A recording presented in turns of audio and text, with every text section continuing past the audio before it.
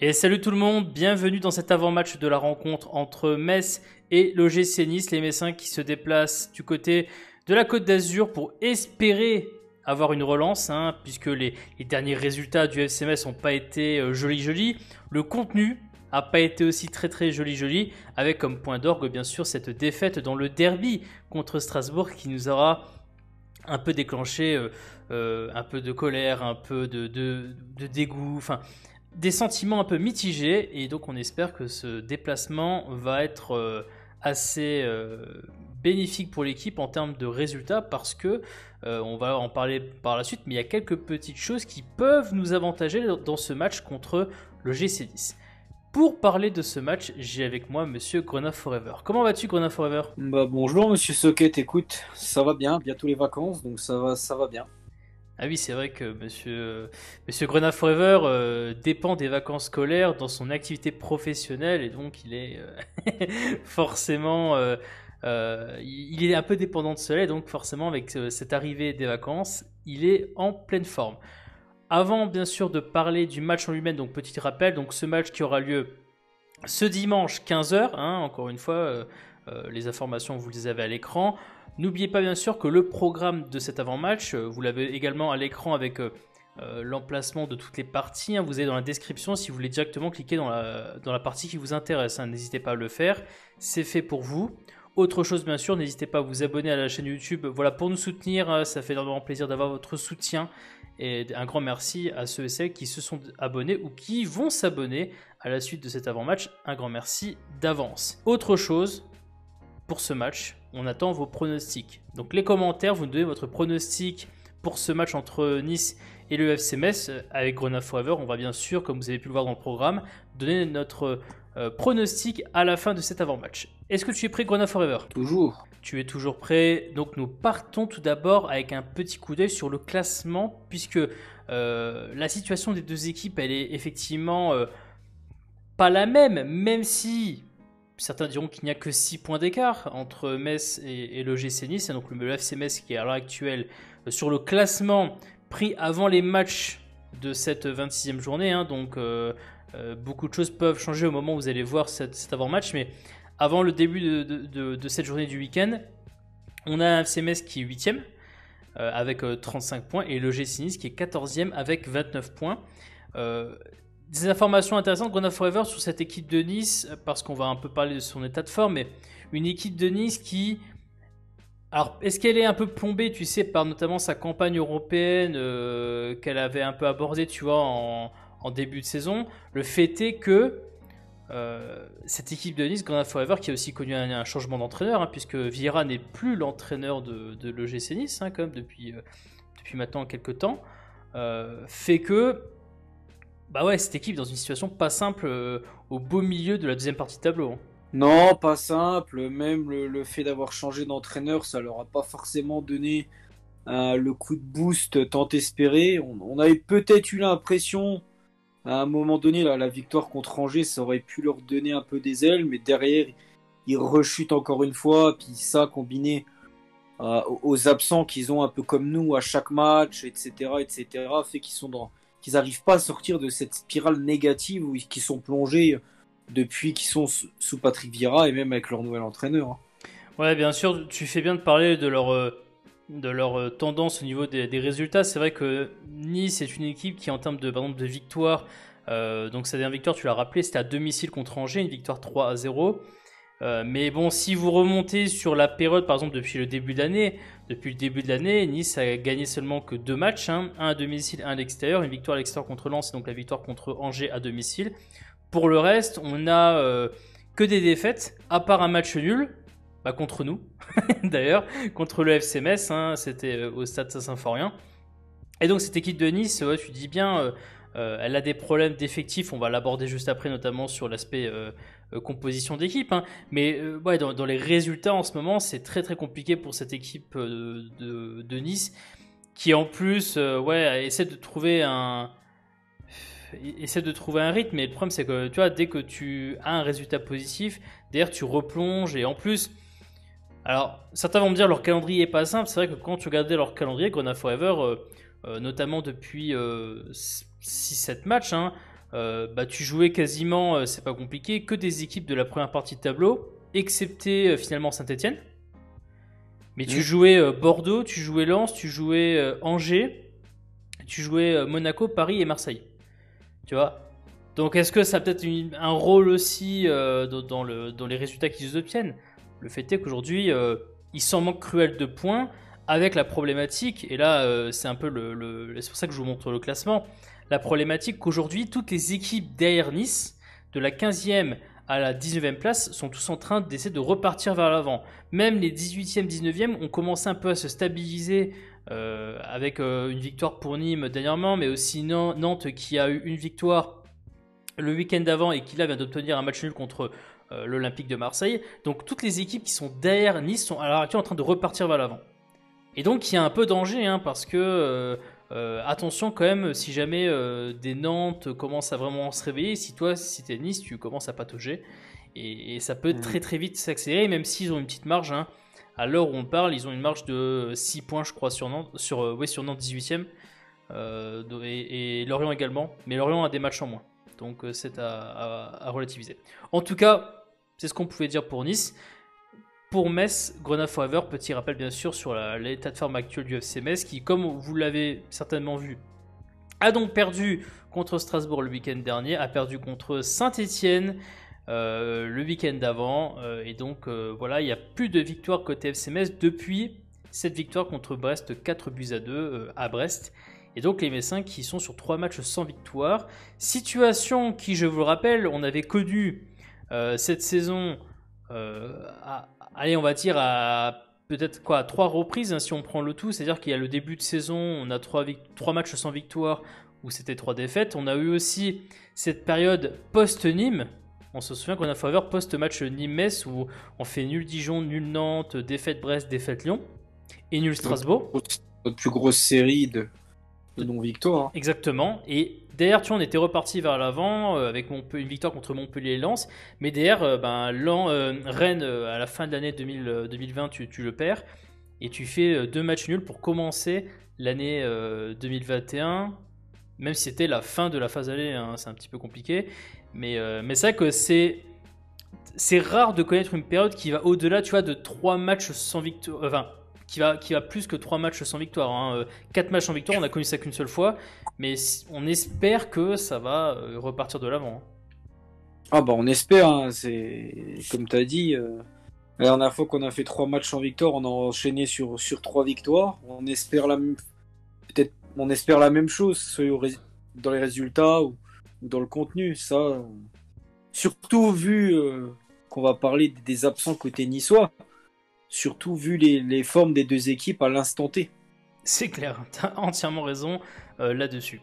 Ça tombe bien parce que tu parles de l'effectif niçois, cela nous permet de parler composition d'équipe. Alors évidemment, tu as naturellement eu le pif de parler de Nice, parce que qu'est-ce qui se passe à Nice ? Nice, situation très compliquée. Vous savez que nous à Metz, nous avons beaucoup de blessés importants qui sont absents. Alors Nice a non seulement des blessés importants qui, pour le coup, sont pas prêts forcément de retrouver les terrains immédiatement. Alors évidemment, on a parlé par exemple de Dante, qui est, comme que vous connaissez, je pense, pour ceux qui nous écoutaient, qui était un élément important de la défense niçoise. Quand vous regardez le point médical présent que notamment j'ai trouvé ça sur le site de l'OGC Nice, mais vous pouvez trouver ça un peu n'importe où. Les joueurs à l'heure actuelle, donc Dante qui a eu une blessure qui n'est pas prêt de revenir, Reine Adélaïde qui s'est fait les ligaments croisés, qui n'est pas là non plus, Ronny Lopez qui a eu une lésion musculaire à la cuisse, qui est donc un des éléments importants qui sera absent pour ce match contre Metz. Et il y a d'autres joueurs qui eux sont absents et qui sont en phase de reprise, comme Danilo, Youssef Attal, Jordan Lotomba, Kasper Dolberg. Et il y a une question qui se posait au niveau de la blessure, et on verra comment ça va se donner, mais Maolida a été convoqué dans le groupe, mais il y a quand même encore de l'incertitude jusqu'à l'instant M du match, parce qu'il a une contracture aux ischios, et donc sa présence sur le terrain en tant que titulaire est encore entre parenthèses, si l'on veut. mais il a quand même été convoqué pour ce match. Et hors blessure, on a comme une absence pour cause de Covid-19 importante du côté de Nice, à savoir Monsieur Gouiri, qui et donc n'est pas convoqué pour cause de Covid-19. Et donc ça nous donne qu'on a Forever, en supposant que tu vois, il y ait un 11 à aligner. Alors encore une fois, évidemment, ce n'est pas le 11 qui sera aligné, mais c'est une idée de 11 avec l'hypothèse où Maolida est sur le terrain, ce qui est pas sûr au coup d'envoi. Donc voilà, je vous ai fait un petit schéma 4-4-2 losange. Je sais que Grenade Forever m'a parlé que cette idée de 4-4-2 losange était peut-être sortie et qu'elle pouvait être envisagée. En tout cas, ce qui est sûr, c'est que même si offensivement, ils ont l'air quand même assez diminués par leurs absences, comme Ronny Lopez ou Guiri, tu as quand même, notamment Grenade Forever, une défense centrale qui, en termes, je dirais, de talent individuel, que ce soit du Saliba ou du Todibo, avec en plus Benitez dans les buts, fait que c'est pas non plus simple d'aller chercher cette équipe, sur l'aspect défensif. Ils sont solides depuis que Todibo est arrivé, ça concorde avec leur passage à 4 défenseurs derrière. Sinon, ils jouaient tout le temps à 3. Depuis que Todibo est arrivé, ça a permis d'installer la charnière Todibo-Saliba. Donc ils sont quand même un peu plus solides derrière. Ils ont mis du Boudaoui même un cran plus haut en 6 au profit de Schneiderlin. Donc c'est vrai que cette colonne vertébrale là, quand on connaît nos errances et nos carences offensives du moment, ça va pas être simple. Ça va pas être simple. Ouais. Alors, j'ai mis Boudaoui dans Grenade Forever dans ce poste de numéro 6. Je sais que certains de la communauté niçoise parlaient peut-être d'une idée d'avoir Schneiderlin en numéro 6 et d'avoir Boudaoui peut-être un peu plus haut dans le milieu de terrain. Hein. C'est aussi une option. Même l'inverse. Ouais. Schneiderlin un cran plus haut et Boudaoui il restait en 6, même si ça peut permuter. Oui, surtout si par exemple la Maolida n'est pas.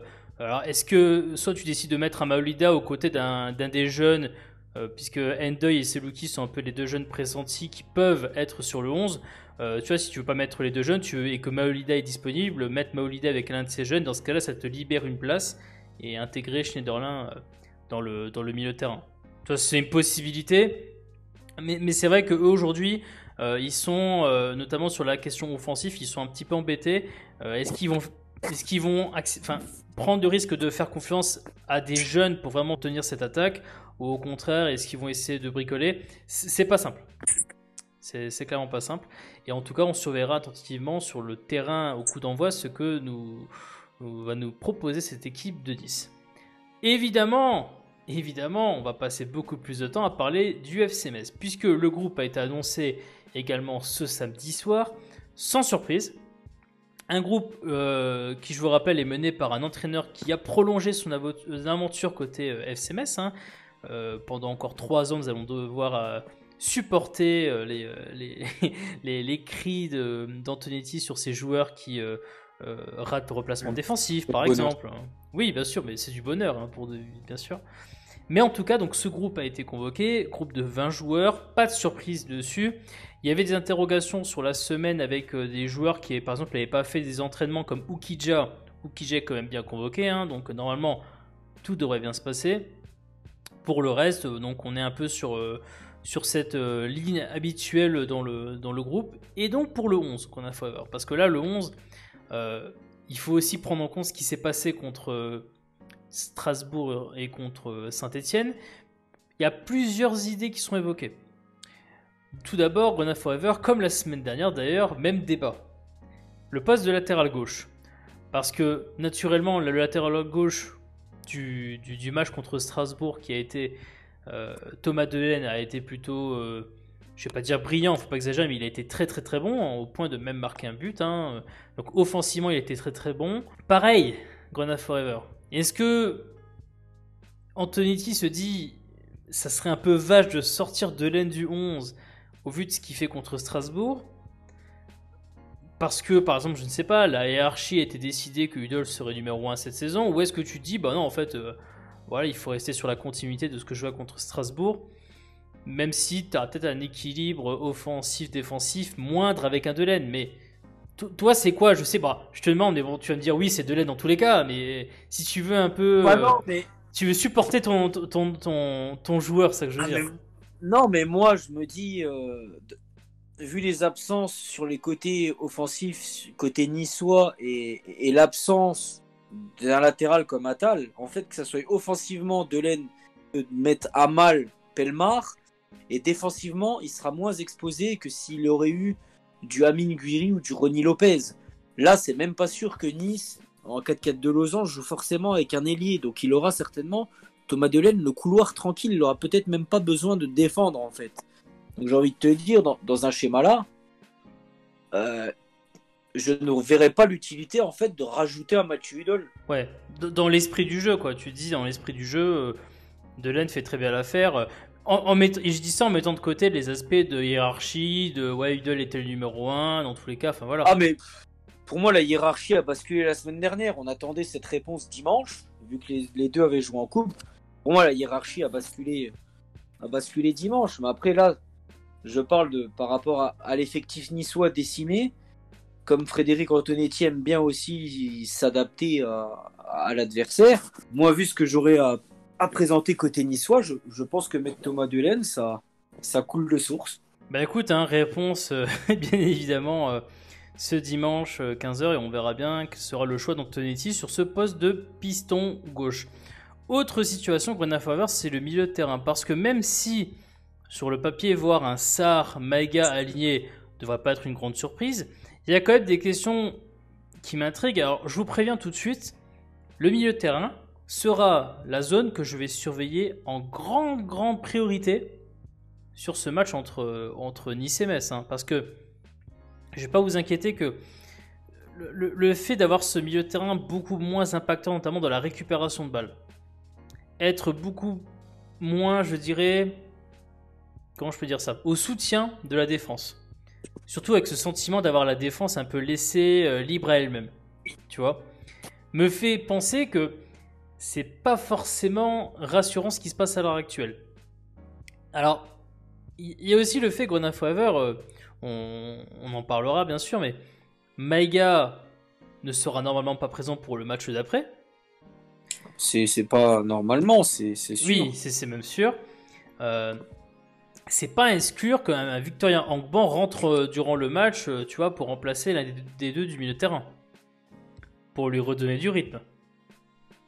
Peut-être. Après, mais ce qui est sûr, c'est que du coup, Maïga demain sera titulaire, étant donné que après, pendant 2 matchs, il sera au frigo. Donc, oui, pour le coup. Donc, après, donc là-dessus, je pense qu'on n'aura pas de surprise.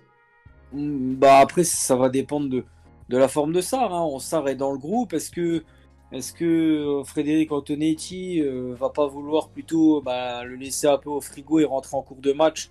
Et dans le cas là, Mettre Wagner, mettre Angban, ouais. Et dans ce cas-là, remettre un Victorien Angban pour pas griller un peu Sarr qui se plaignait un petit peu de ça. C'était la cuisse, hein, c'est ça? Je crois que c'est la cuisse, oui, si je me trompe pas. Ouais. Donc voilà, mais je serais même pas étonné peut-être de voir un Warren Chimpembe, un Maïga Chimpembe. D'autant que tu te dis ça parce que sur les dernières rentrées en jeu, c'était pas Angban qui rentrait en jeu, mais Chipembe. Même si le Maïga Chimpembe, on l'a vu en deuxième mi-temps contre Strasbourg, ça n'a pas, on peut le dire, ça n'a pas donné satisfaction. Ouais, non mais je pense qu'il y a cet aspect de récupération de balles qui aujourd'hui est un élément qui pour moi a disparu depuis notamment la titularisation de Sarr avec Maïga. Parce que certes, avec la titularisation de Sarr, tu as un élément qui se projette beaucoup plus vers l'avant et qui apporte offensivement, on est d'accord là-dessus. Le problème, c'est que quand tu passes en phase défensive, et moi et pourtant on sait que je suis pas forcément très amoureux de Victorien Angban, mais je suis le premier à reconnaître que Angban est l'un des meilleurs récupérateurs de ballons parmi les milieux de terrain. C'est un des trucs qu'il sait très bien faire. Même si à défaut, il ne sait pas jouer vers l'avant. Mais il sait très très bien récupérer les ballons. Et je suis le premier à reconnaître. C'est pour ça que je vous dis que il faut surveiller cette zone attentivement. Juste une remarque que vous aurez notamment dans le 11 où je mets option socket pour info. J'inverse. Alors ça c'est un sujet de discussion avec Grenat Forever. Mais moi j'inverserai Sarr et Maïga de côté. Je mettrai plutôt Maïga central gauche et Sarr central droit. Pourquoi je ferais ça? Parce que comme Thomas Delaine, s'il est aligné et qu'on va peut-être vraiment se diriger vers cela, il a tendance à beaucoup monter, surtout même comparé même à un Fabien Santonze. Hein. ça laisse ce côté gauche des fois un peu vide. Parce que quand Sarr accompagne les actions offensives, et ben forcément il laisse une zone de libre puisqu'il accompagne. Et donc je me dis, je préfère avoir un Maïga sur le côté de Delaine qui fait que Delaine peut vraiment aller vers l'attaque comme il sait le faire. Et au moins je sais qu'il y aura un milieu de terrain qui sera là, tu vois, pour ratisser si jamais la zone est exploitée en contre par l'adversaire.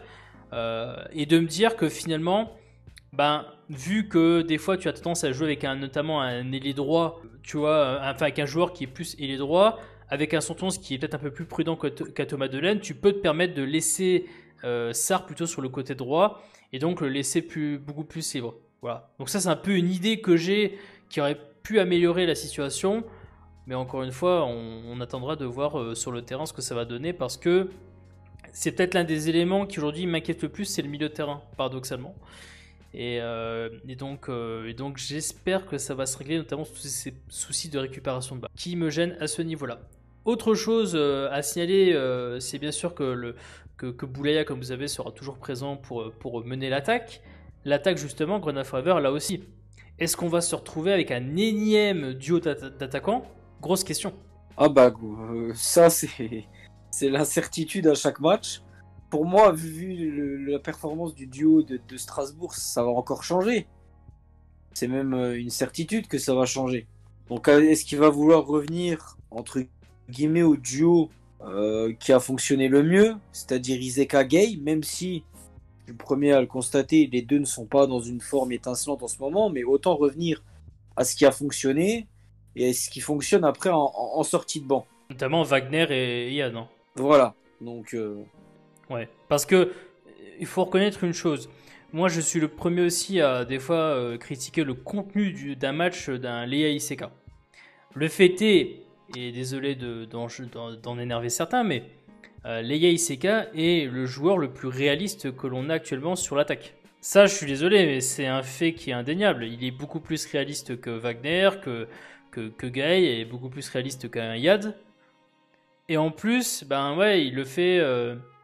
Alors, il le fait dans des situations, des fois, qui sont des situations de rentrant. Il peut le faire en starter. Tu vois, le réalisme du but qu'il met contre Amiens, c'est du réalisme, c'est de l'abnégation, c'est de l'envie, et il va le chercher, tu vois.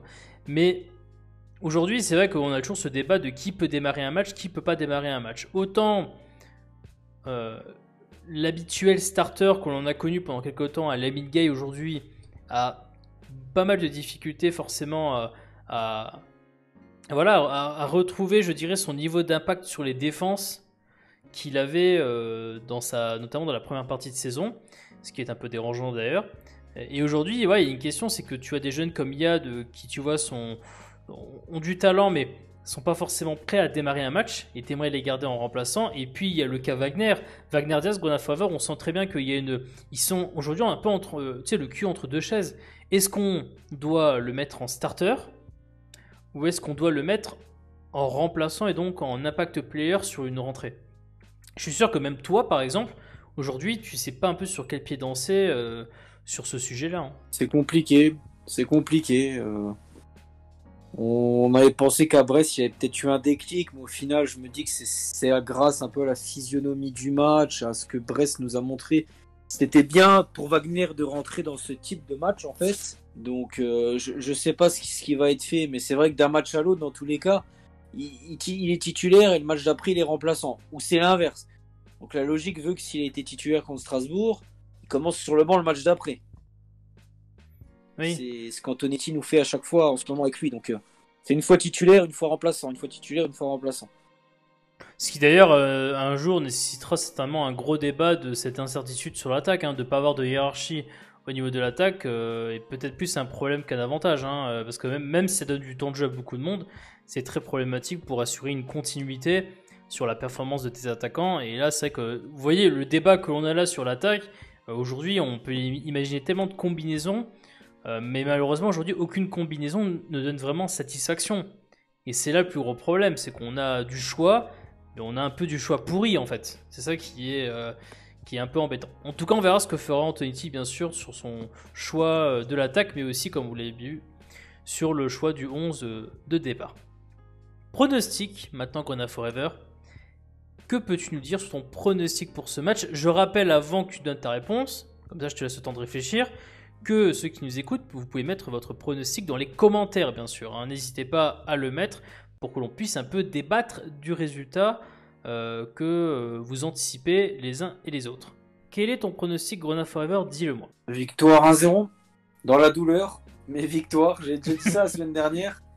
Mais là, je me dis que voilà, 3 matchs sans victoire. Le derby a peut-être été ça a peut-être été une claque salvatrice. Les joueurs ont l'air d'avoir dit que les 48 heures de repos après le match, ça les avait un peu régénérés physiquement. Et évidemment, le fait que Nice soit amputé de ses éléments offensifs les plus majeurs, et ça me laisse à penser que tout autre résultat qu'une victoire à Nice serait considéré comme un très mauvais résultat. Ah, pour le coup, oui. Pour le coup, t'as raison. C'est-à-dire que même moi, je vais dire 1-0 comme toi. Alors, c'est à la fois un pronostic, le 1-0, mais c'est aussi presque une mission. C'est-à-dire que c'est une mission minimale, en fait. C'est-à-dire que si tu ne bats pas Nice avec tout ce qu'ils ont comme absents, alors nous aussi, nous avons des absents. Je veux dire, il y a les absents habituels, notamment les titulaires comme les titulaires de la saison dernière, comme Endoram, Pajot, Nian, Nget ne sont pas là. Je veux dire, ça c'est un fait. Mais le fait est qu'en plus, on l'a pas rappelé, mais Nice a joué 3 jours auparavant contre Marseille. Alors, ils ont joué à l'extérieur à 3 heures de route de Nice. Hein. Faut qu'on soit un peu objectif là-dessus. Mais n'empêche qu'il y a quand même eu un match. Il y a eu un match où quand même il y a eu de l'activité physique, donc forcément ça a un impact. C'est vrai que le fait que Nice ait joué il y a 3 jours, que toi en plus tu dis ouais on a eu nos 48 heures de repos, l'argument de ouais l'équipe n'était pas frais, bah elle va plus tenir quoi. C'est-à-dire que là si tu n'arrives pas à battre Nice, et je dirais même plus loin, sinon le contenu du match, et c'est très important, tu n'arrives pas à montrer des choses sur ce match, là c'est très inquiétant pour le coup. Donc je vais rester effectivement sur ce pronostic de 1-0 et en espérant que ça va être une vraie émission dans l'esprit des joueurs pour un peu laver l'affront quand même du derby perdu à domicile contre Strasbourg. On a fini cet avant-match de la rencontre entre Nice et le FC Metz. Donc comme on l'a dit, rappel dans les commentaires votre pronostic. Dites-nous un peu voilà, ce que vous pensez aussi des 11 et différents 11 que l'on vous met à l'écran, de ce qu'on a dit notamment sur la question du milieu de terrain. Donnez un peu voilà, votre avis dans les commentaires. Et comme on l'a dit, n'hésitez pas à vous abonner à la chaîne YouTube pour nous soutenir. Et un grand merci à ceux et celles qui l'ont déjà fait et qui vont le faire. Merci à toi, Grenade Forever, d'avoir fait cet avant-match avec moi. Merci à toi. Et pour les autres, vous, ceux qui nous écoutez, on vous souhaite un bon match, un bon match de ce dimanche. On se retrouvera pour le débrief qui sera en ligne normalement mardi matin. Et tout ce que l'on peut vous dire, c'est allez le FC Metz!